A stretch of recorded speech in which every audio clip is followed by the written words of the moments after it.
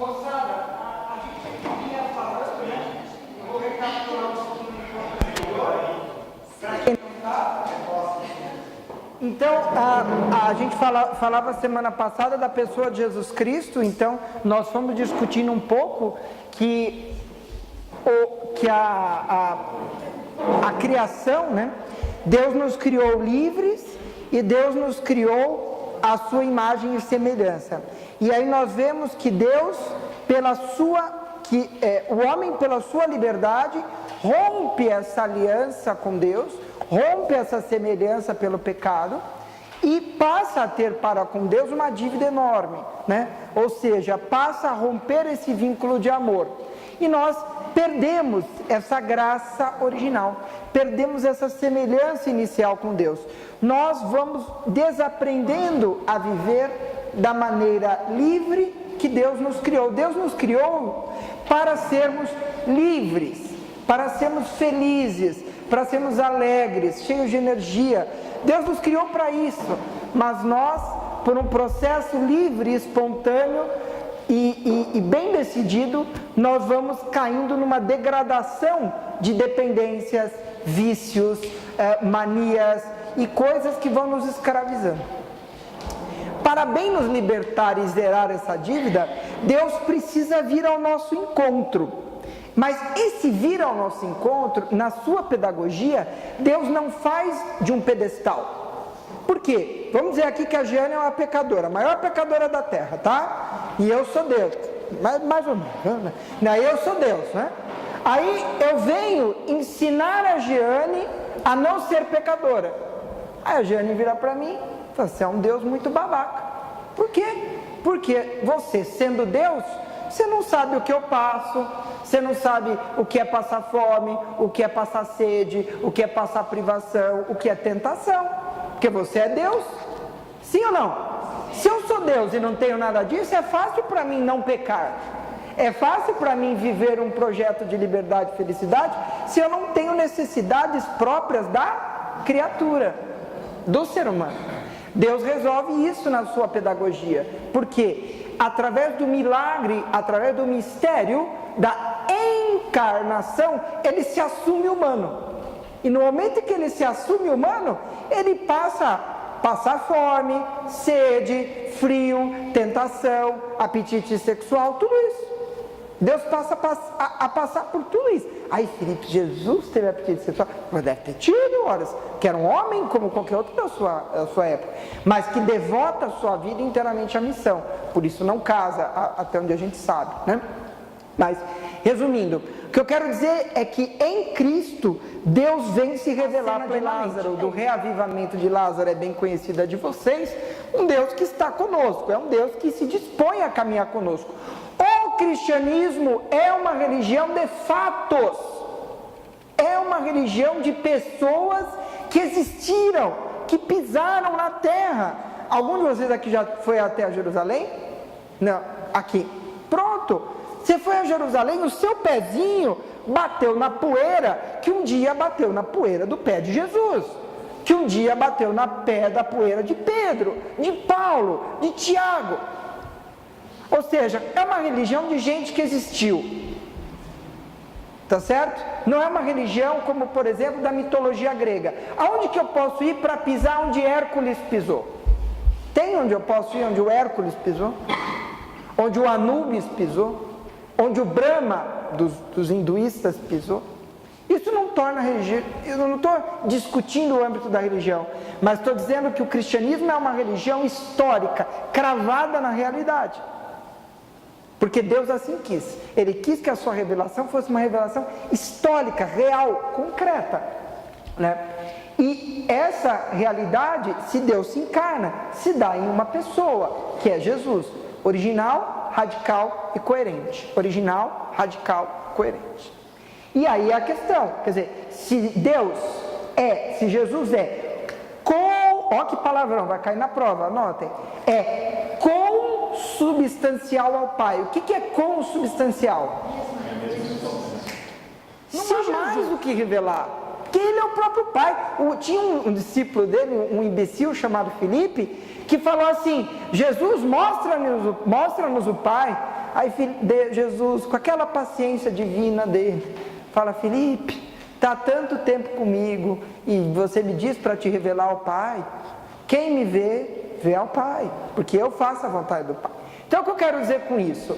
As outras religiões também revelam Deus? A realidade é sim, porém de uma maneira reflexa, porém de uma maneira indireta. Quando, por exemplo, o Espiritismo prega o amor ao próximo, prega a caridade cristã, prega o fazer o bem, o perdoar, meu Deus do céu, está revelando Deus ali. Porém, quando você se aprofunda na doutrina e você vai atrás da origem dos ensinamentos, esses ensinamentos eles são como um reflexo. Por quê? Porque eles batem em alguma coisa e depois voltam, né? Batem em Kardec e voltam, batem em Maomé e voltam, batem em Moisés e voltam, né? Ou seja, são religiões que nascem de Moisés, que nascem de Buda, que nascem de Allan Kardec, enfim. Agora, o cristianismo é uma decisão radical, por quê? Porque nasce de Cristo, não bate em ninguém. É o próprio Cristo que emana essa fé. E se Cristo é consubstancial ao Pai, é a verdade. Então, às vezes eu ouço com muita dor no ouvido o pessoal falar assim: ai, é muita arrogância o cristianismo acreditar que ele é dono da verdade. Ora, se você aceita que nosso Senhor Jesus Cristo é Filho de Deus, consubstancial ao Pai, ele é a verdade. Acabou. E que sentido faz eu ter uma fé onde eu não acredito que ali está a verdade? Você entende? Então não vale a pena acreditar. Porque se não há uma verdade real, de que adianta acreditar em alguma coisa? Se eu não acredito que aquilo é real, se aquilo não é verdade, se pode ser que a gente reencarne. Você entende o que eu quero dizer? A opção que se faz com o cristianismo é uma opção radical. O que não faz com que eu ofenda o meu irmão espírita, o que não faz com que eu ofenda o meu irmão israelita, o que não faz com que eu ofenda o meu irmão maometano, mas o que faz com que eu defenda o meu ponto de vista. Percebe? Porque se você relativizar que Jesus é nosso Senhor Jesus Cristo, Filho do Pai, encarnado do Pai, nascido do Pai, aí o cristianismo desaba, vira qualquer outra coisa. Você entende? Então não é uma arrogância à verdade. Agora, eu volto a dizer, quando o budismo ensina a paciência, quando o budismo ensina o acolhimento, quando o budismo ensina a libertação dos desejos, ele está ensinando muitas das coisas que Jesus ensinou. Você entende? Então esses não são caminhos de perdição. Ah, você é o que sou muçulmano. Então vai comprando aí um bronzeador, que você vai direto para o inferno, vai abraçar o capeta. Não é isso.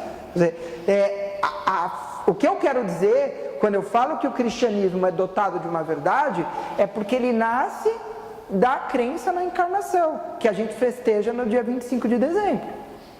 Tá certo? Agora, se o meu irmãozinho muçulmano, se o meu irmãozinho judeu, se o meu irmãozinho budista vai ou não para o céu, isso não é problema meu. Talvez ele caminhe por vias indiretas no budismo, num caminho de santidade, que eu como cristão, consciente de Jesus Cristo, conhecendo Jesus Cristo, não caminhe. Né? Você vê, o próprio Jesus diz isso numa das suas passagens, que o pai tinha 2 filhos. A um ele diz, vá e faça determinada coisa. Ele diz, sim, eu vou, e não vai. E ao outro filho ele diz, vai e faça isso. E ele fala, eu não vou, mas vai. Entende? Quem fez melhor? Tá claro? Então, a nossa pretensão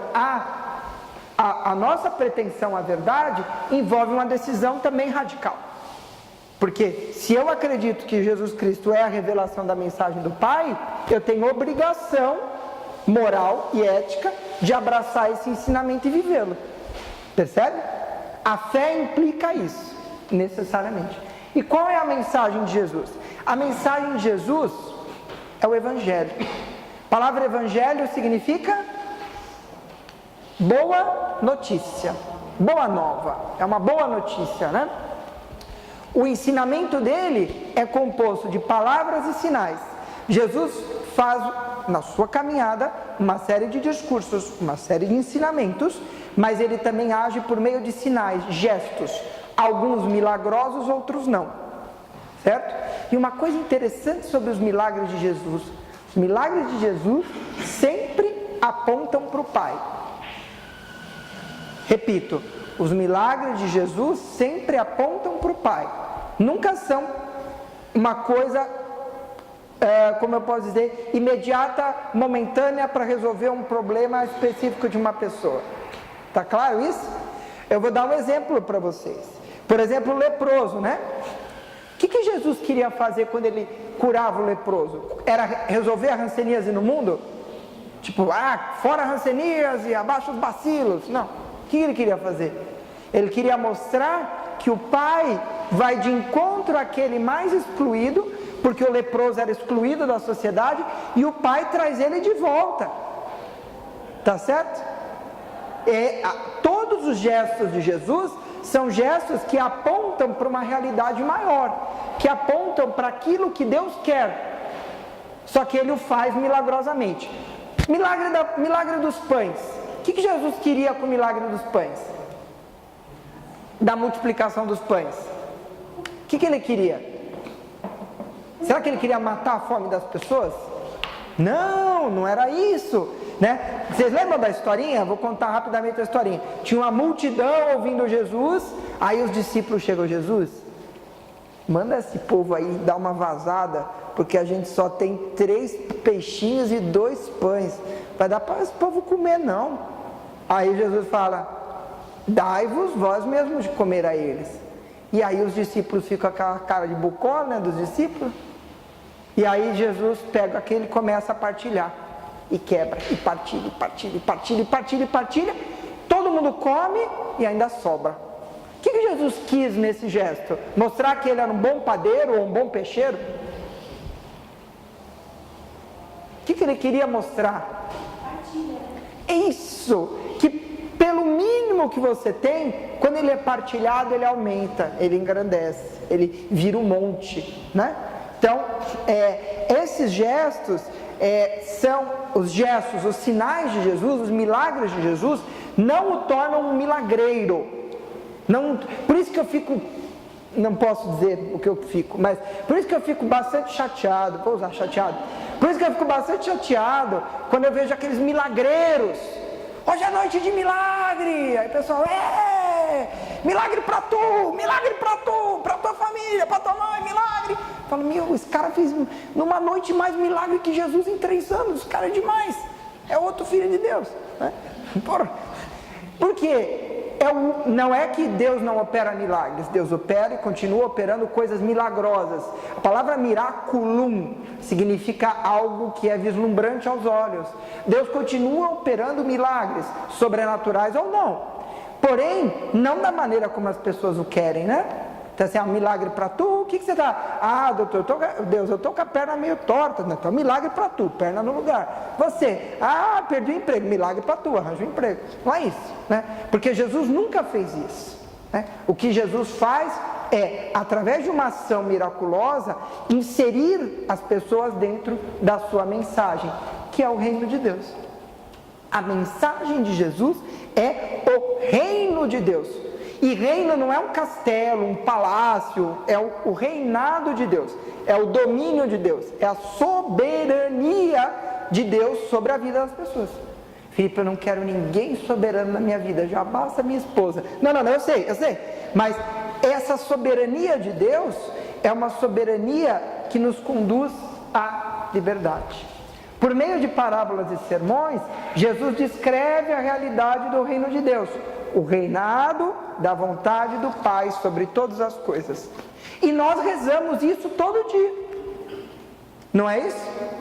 Pai nosso, que estás no céu, santificado seja o vosso nome, venha a nós o vosso reino. Quando a gente reza isso, a gente fica falando, é o reino dos céus, quando eu morrer, eu vou morar na nuvem, ficar cantando e tal. Não. Quando você pede o reinado de Deus, você está pedindo o domínio de Deus na sua vida.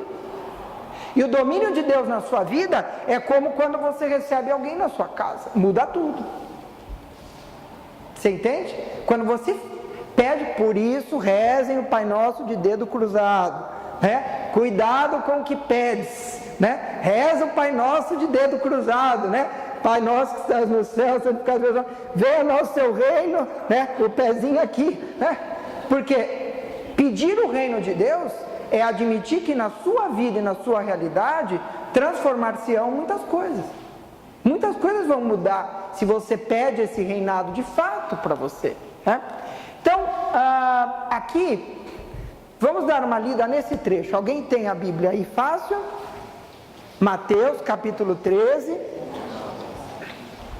Mateus capítulo 13, versículos de 1 a 23. Mateus é fácil de achar. Passou o Gênesis antes do Apocalipse. É fácil de achar. Mateus 13.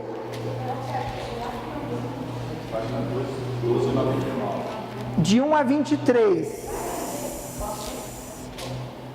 Eu vou fazer um corte. Eu vou pedir para ler só, nós lemos do 1 ao 9, tá?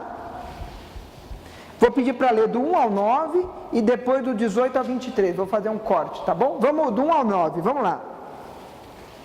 Posso ler? Por favor, por favor. Naquele dia, Jesus saiu de casa e foi sentar-se às margens do mar da Galileia. Numerosas multidões se reuniram em volta dele. Por isso, Jesus entrou numa barca e sentou-se, enquanto a multidão ficava de pé na praia. E Jesus falou para eles muita coisa com parábolas. O semeador saiu para semear. Enquanto semeava, algumas sementes caíram à beira do caminho, e os passarinhos foram e as comeram. Outras sementes caíram em terreno pedregoso, onde não havia muita terra. As sementes logo brotaram, porém a terra não era profunda. Porém, o sol saiu, queimou as plantas e elas secaram, porque não tinham raiz. Outras sementes caíram no meio dos espinhos, e os espinhos cresceram e sufocaram as plantas. Outras sementes, porém, caíram em terra boa e renderam 100, 60 e 30 frutos por um. Quem tem ouvidos, ouça. Então, Jesus ele usa uma linguagem muito popular, né? Às vezes a gente está aqui ensinando ou pregando, o pessoal fala, nossa, Felipe, às vezes fala, porque o evangelho ele tem que ser passado de uma forma clara e popular. Jesus usava exemplos da vida das pessoas, né? Então, às vezes eu vejo, por exemplo, algumas pregações que a pessoa esquece de contextualizar, né? Tem certas coisas que as pessoas nem sabem bem o que é, né? Que eram daquela realidade. Jesus prega de uma forma muito simples. E depois ele explica. Alguém lê para nós? O 18 ao 23.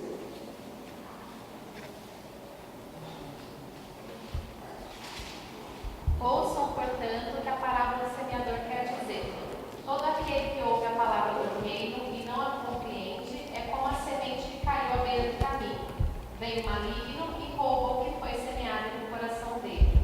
A semente que caiu em terreno pedregoso é aquele que ouve a palavra e logo a recebe com alegria.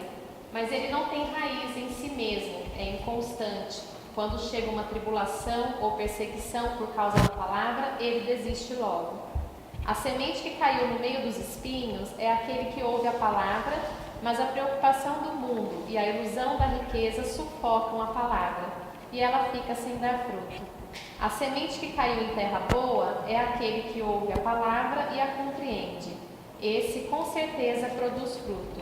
Um dá 100, outro 60 e outro 30 por um.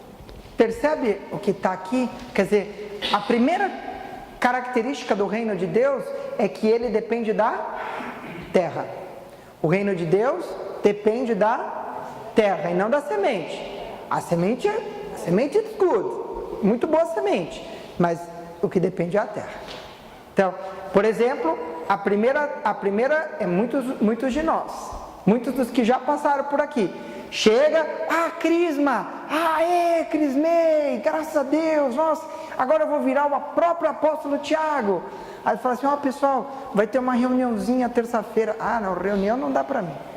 Pronto, acabou, né? Então, quer dizer, quando começam eu dei um exemplo simples, mas quando começam as exigências do reino, por menor que ela seja, o cara fala, não era isso que eu queria, então não tem raiz, né? Outro é um exemplo também comum, começa a viver a fé cristã, começa a viver um processo de transformação, os espinhos, a sociedade, a realidade ao redor, apaga e o cara desiste. Mas nesse processo de semeadura, muitas sementes caem em terra boa e tal qual vocês, futuramente vão dar frutos, ou seja, vão transformar a própria vida, transformar a vida das pessoas ao seu redor, transformar a vida de outras pessoas, né? Então, o reino de Deus tem de nós uma parte muito particular, que é a nossa decisão. Eu vou ler para vocês Mateus 13, 31 a 34. Quem encontrou? Está um pouquinho mais para frente. Quem achou, quiser ler.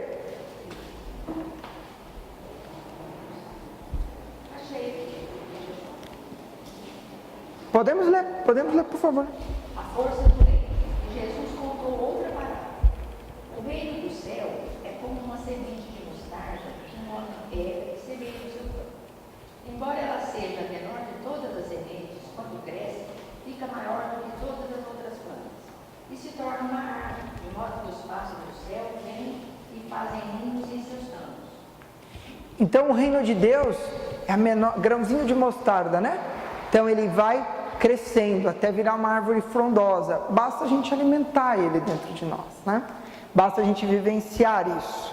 Vamos em frente, Mateus 44, 46. Um pouquinho mais para frente. O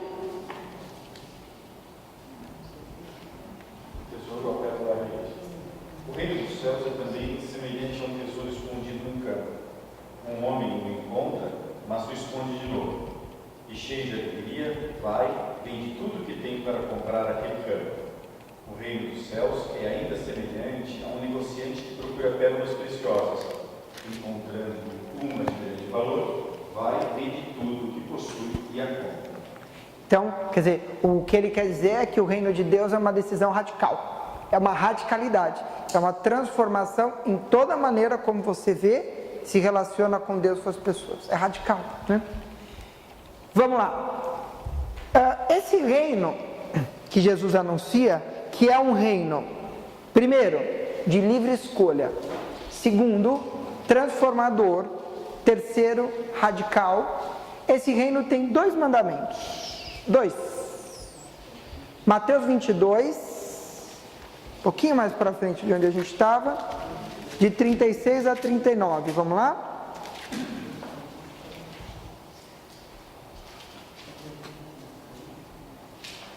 Acharam? Achei. Vamos lá, nossos leitores aí, manda ver. O servo da vida, mestre, qual é o maior mandamento da lei? Jesus respondeu: ame ao Senhor seu Deus com todo o seu coração, com toda a sua alma e com todo o seu entendimento. Esse é o maior e primeiro mandamento. O segundo é semelhante a esse: ame ao seu próximo como a si mesmo. Toda a lei dos profetas depende desses 2 mandamentos. Então, o reino, moçada de Deus, ele é um reino que tem 2 mandamentos simples. Claro que desses 2 pilares se desdobram consequências éticas, morais, religiosas, que mudam ao redor do tempo, é óbvio. Mas os mandamentos são 2. Amar a Deus sobre todas as coisas e ao próximo como a si mesmo. Very simple. Né? A gente faz isso diariamente, com facilidade, né? Então a gente põe Deus sempre em primeiro lugar, põe sempre a nossa oração no lugar de todas as coisas do nosso dia a dia, não é isso? A gente sempre é paciente, amoroso, carinhoso, gentil, educado e acolhedor com as pessoas ao nosso redor, não é isso?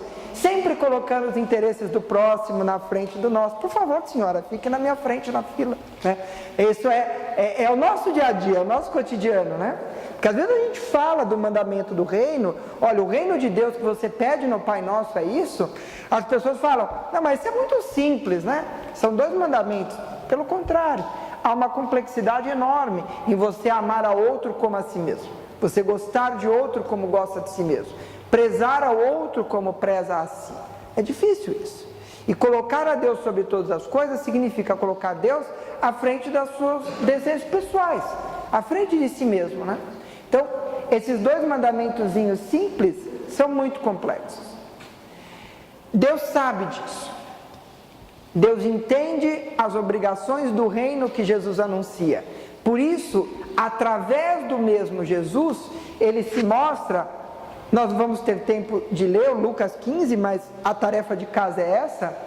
Ele se mostra o quê? Essas 3 parábolas estão no coração do Evangelho de Lucas. A parábola da moeda, da ovelha perdida e do irmão, que vocês fizeram aqui hoje a parábola. A parábola do filho pródigo, o que nos revela? Que Deus é o quê? Isso. Quer dizer, Deus entende a nossa dificuldade em aceitar o reino. Deus entende a nossa dificuldade em vivermos aquilo que Jesus nos ensinou. E ao mesmo tempo que ele se mostra um Deus justo, ele se mostra um Deus misericordioso. Ou seja, um Deus que está preocupado comigo, né? E eu vou dar um testemunho quase que pessoal. Para mim a parábola da ovelha perdida é muito real. Porque tem dias que você se sente muito pecador. Você fala assim, cara, eu estou bem lascado mesmo. Que hoje eu dei uma extrapolada, viu? Eu xinguei, eu fiquei com raiva, eu fui grosseiro, hoje hoje eu estou meio longe de Deus, né? E aí, o que acontece? Você tem que tomar cuidado com esse sentimento de que nós somos pecadores, mas você que lembrar que tem um cara que está querendo ir atrás de você, que o pastor está sempre atrás da ovelha mais perdida, que Deus está sempre atrás daquele que está mais lascado. É ele que ele quer buscar, que é a parábola do filho pródigo. Quer dizer, quando o filho pródigo chega, não ganha tapa, não ganha bronca, ele ganha o amor, o acolhimento. E às vezes a gente vai mergulhando num pecado e a gente pensa assim, eu não tenho mais jeito, eu já fui. Meus amigos vão para o inferno, eu vou também. Eu vou junto, né? Meus amigos vão todos para o inferno, o que eu vou fazer sozinho no céu, né? Tem essa, né? Por quê? A gente começa a esquecer do amor de Deus. Quer dizer, e é um Deus que me ama independente do que eu faço. Às vezes eu vejo nessas bobagens de televisão aparecer assim, por exemplo, as pessoas julgando um presidiário que virou pastor. Tá vendo? Tá vendo? Era presidiário, matou um monte de gente e agora virou pastor, acha que tá limpinho. Não é que ele acha que tá limpinho. É que talvez, eu não sei, eu não conheço o coração daquele cara, mas talvez no coração daquele cara, realmente ele era a pior, a mais suja, a mais terrível de todas as ovelhas, e ele deixou que Deus fosse lá e buscasse ele e trouxesse ele de volta. E isso pode ser real entre ele e Deus. O que é que eu tenho a ver com isso? Posso até... Não podemos julgar ninguém, de repente Sim. ele realmente renovou e mudou, né? Exatamente. Sim, e eu tenho que acreditar que isso é possível, por mais que eu seja pecador. Por mais triste que pareça ser irreal, né? Por exemplo, um pecado terrível que é o suicídio. O suicídio é uma coisa terrível, porque peca contra os mandamentos da vida, né? Você desperdiça o maior presente que você ganhou de Deus, que é a sua vida. Você o desperdiça. Agora, Felipe, mas será que o suicida é um pecador tão terrível? Eu não sei. Talvez no meio do caminho ele desista, talvez no meio do caminho ele se arrependa do que está fazendo. E é uma coisa entre ele e Deus, eu não tenho nada a ver com isso. Então não sou eu que vou julgá-lo, né?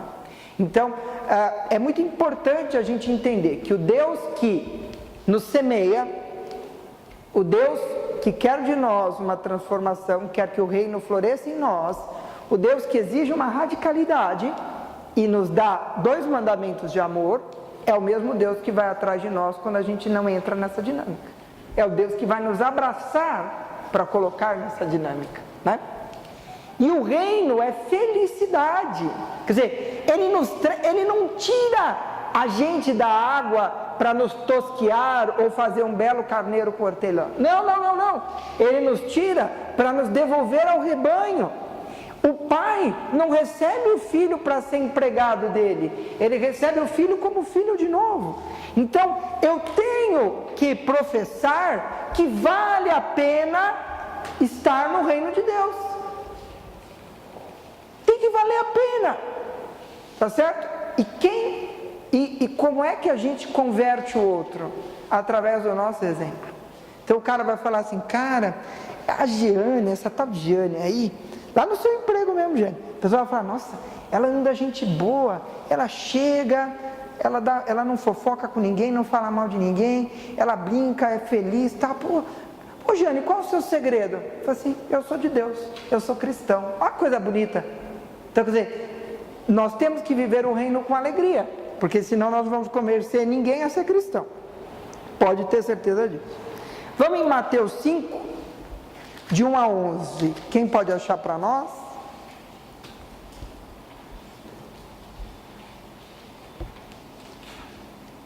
Mateus 5, de 1 a 11. Luizão, quiser mandar ver, vamos lá. As bem-aventuranças. Vendo aquelas multidões, Jesus subiu a montanha, sentou-se e seus discípulos aproximaram-se dele. Então abriu a boca e lhes ensinava, dizendo: Bem-aventurados os que têm um coração de pobre, porque deles é o reino dos céus. Bem-aventurados os que choram, porque serão consolados. Bem-aventurados os mansos, porque possuirão a terra. Bem-aventurados os que têm fome e sede de justiça, porque serão saciados.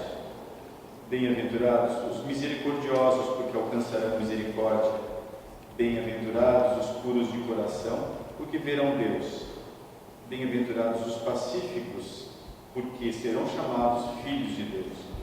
Bem-aventurados os que são perseguidos por causa da justiça, porque deles é o reino dos céus.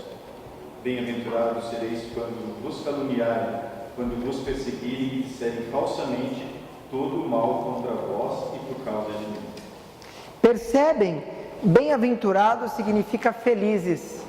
Significa feliz. Felizes. Então, o reino de Deus nos quer felizes. É isso. Então, toda aquela atitude que nós tomamos para ir de encontro à vontade de Deus, no final, nos leva a um caminho de felicidade e de realização. Ainda que às vezes pareça que não. Mas nos leva. Temos que ter essa confiança. Então, o convite que hoje fica para vocês é nós compreendermos essa vivência e irmos experimentando o reinado de Deus na nossa vida ao longo da caminhada, né?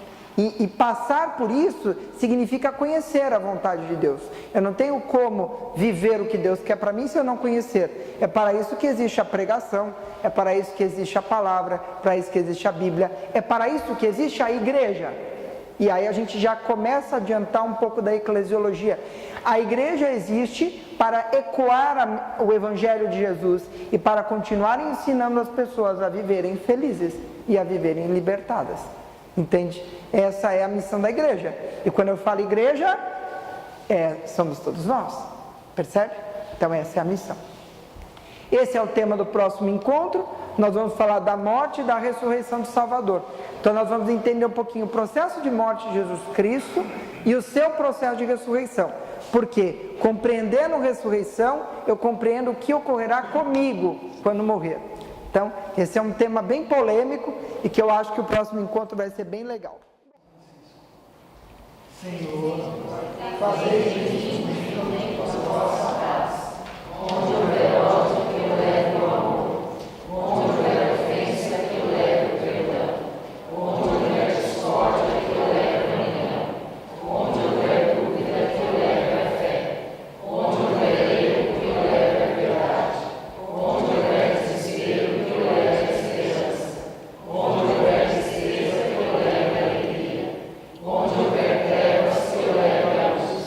Ó Mestre, fazei que eu procure mais consolar que ser consolado, compreender que ser compreendido, amar que ser amado, pois é dando que se recebe, é perdoando que se é perdoado, e é morrendo que se vive para a eternidade.